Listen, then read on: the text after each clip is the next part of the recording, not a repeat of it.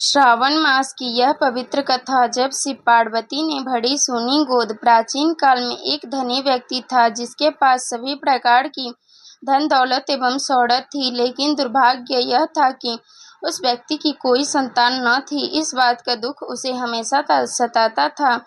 लेकिन वह और उसकी पत्नी दोनों शिव भक्त थे। दोनों ही भगवान शिव की आराधना में सोमवार को व्रत रखने लगे। उनकी सच्ची भक्ति को देखकर मां पार्वती ने शिव भगवान से उन दोनों दंपति की सुनी गोद को भरने का आग्रह किया। परिणाम स्वरूप शिव के आशीर्वाद से उनके घर में पुत्र ने जन्म लिया। लेकिन बालक के जन्म के साथ ही एक आकाशवाणी हुई, यह बालक अल्प आयु का होगा। 12 साल की आयु में इस बालक की मृत्यु हो जाएगी। इस भविष्य कथन के साथ उस व्यक्ति को पुत्र प्राप्ति की अधिक खुशी न थी।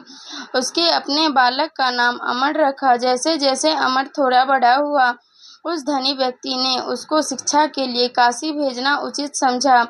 उसने अपने सालों को अमर के साथ काशी भेजने का निश्चय किया। अमर अपने मामा जी के साथ काशी की ओर चल दिए। रास्ते में उन्होंने जहाँ जहाँ विश्राम किया, वहाँ वहाँ उन्होंने ब्राह्मणों को दान दक्षिणा दी। चलते चलते वे एक नगर में पहुँच गए जहाँ पर एक राजकुमारी का विवाह समारोह हो रहा था। उस राजकुमारी का दूल्हा एक आंख से कान्हा था। यह बात दूल्हे के परिवार वालों ने राज परिवार से छिपा कर रखी थी।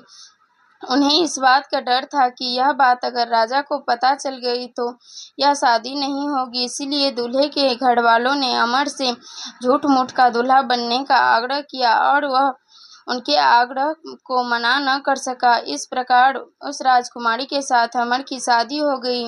लेकिन वह उस राजकुमार को धोखे में नहीं रखना चाहता था, इसीलिए उसने राजकुमारी की चुंडी में एक घटनाक्रम की पूरी सच्चाई लिख दी। राजकुमारी ने अब अमर के उस संदेश को पढ़ा। तब उसने अमर को ही अपना पति माना और काशी से वापस लौटने तक उसका इंतजार करने को कहा। अमर और उसके मामा वहां से काशी की ओर चल दिए। समय का पहिया आगे बढ़ता रहा।